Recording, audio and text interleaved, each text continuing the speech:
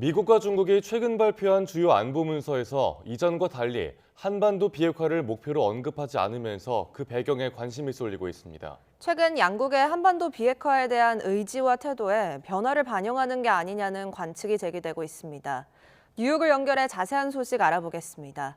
이승윤 특파원, 북핵과 관련해선 트럼프 2기 행정부와 바이든 행정부 간 차이보다는 트럼프 1기와 2기 간 차이가 더 두드러졌다고요? 네, 그렇습니다. 미국 행정부는 주요 안보 목표와 우선순위를 설정하고 이를 달성한 전략의 큰 방향성을 제시하는 국가안보 전략 NSS를 발표합니다. 그런데 트럼프 2기 행정부가 최근 공개한 NSS는 전임 조 바이든 행정부, 트럼프 1기 행정부 때 발표한 NSS와 달리 한반도 비핵화를 전혀 언급하지 않았습니다. 한반도 비핵화는 이 바이든 행정부의 2022년 NSS에서도 언급이 돼 있었습니다. 한반도의 완전한 비핵화로 가는 가시적인 진전을 만들기 위해 북한과 지속적인 외교를 추구한다고 언급이 돼 있습니다. 동시에 북한의 대량 살상 무기와 미사일 위협에 맞서 확장 억제도 강화할 것이라고 명시했습니다. 특히 트럼프 일기 때는 북한을 16번이나 언급했는데 이번엔 아예 단 한 차례도 언급하지 않아 그 배경에 관심이 쏠리고 있습니다.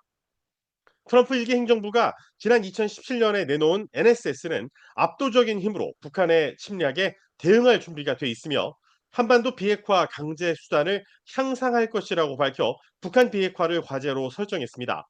미국 입장에서 북한은 중국, 러시아, 이란과 함께 주요 안보 위협으로 늘 거론돼 왔다는 점에서 트럼프 2기 때 북한에 대한 언급이 NSS에서 사라진 것 자체가 이례적이라는 평가가 나옵니다. 이를 두고 트럼프 2기 행정부에서 한반도 비핵화의 우선순위가 낮아진 게 아니냐는 관측부터 북미 대화 재개에 대비해 북한을 자극하지 않으려는 외교적인 유연성이라는 해석이 동시에 나오고 있습니다.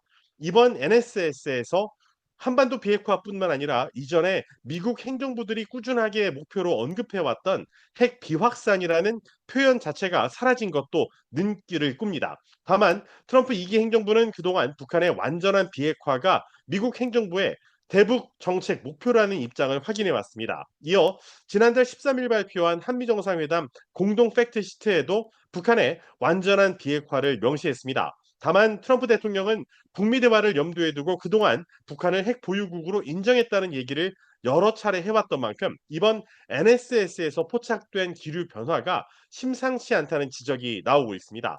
트럼프 대통령의 관련 발언 직접 들어보시죠. I think they are sort of a nuclear power. I mean, I know how many weapons they have. I know everything about them. And I've had a very good relationship with Kim Jong un. When you say they have to be recognized as a nuclear power, well, they got a lot of nuclear weapons, I'll say that. 그런데 공교롭게도 최근 중국이 발표한 백서에서도 한반도 비핵화를 지지한다는 문구가 생략됐다고요? 네, 그렇습니다. 중국이 지난달 27일 발표한 신시대 중국의 군비 통제, 군축, 비확산이란 제목의 백서에서도 한반도 비핵화를 지지한다는 문구가 생략됐다고 사우스 차이나 모닝포스트가 보도했습니다. 2005년 9월에 발표한 이전 백서에 있던 관련 국가들이 한반도 등에서 비핵지대를 설립한다는 주장을 지지한다는 문구가 아예 사라진 겁니다. 중국은 북미 비핵화 협상이 진행 중이던 2018년과 2019년과 비교하면은 이번 군축 백서에서뿐만 아니라 다른 공식 성명과 정책 문서에서도 한반도 비핵화를 언급하는 경우가 줄어들고 있습니다. 지난해 5월 서울에서 내놓은 한중일 정상회의 공동선언이 대표적인 예인데 이전 정상회의에 거의 매번 포함됐던 한반도 비핵화가 목표라는 표현이 담기지 않았는데 이는 중국이 반대했기 때문이라는 보도가 나왔습니다. 또 시진핑 중국 국가 주석과 김정은 북한 국무위원장이 2018년에서 2019년 5차례 회담했을 때는 들어갔었던 비핵화 표현이 지난 9월 만남에선 빠졌습니다. 이를 두고 중국이 미국과 협력보다는 현재 전략적인 경쟁을 우선시함에 따라 북핵 불용 입장을 바꿔서 북한을 핵무장 국가로 암묵적으로 용인해서 미국을 견제하는 게 아니냐는 평가가 나오고 있습니다. 이에 따라 대북 제재라는 구조적인 제약은 여전하지만 한국 정부로서는 남북 대화 협력 추진이나 북미 간 대화 중재를 추진하는 데 있어서 지금보다 보폭을 더 넓힐 수 있게 됐다는 해석도 나오고 있습니다. 지금까지 뉴욕에서 YTN 이승윤입니다.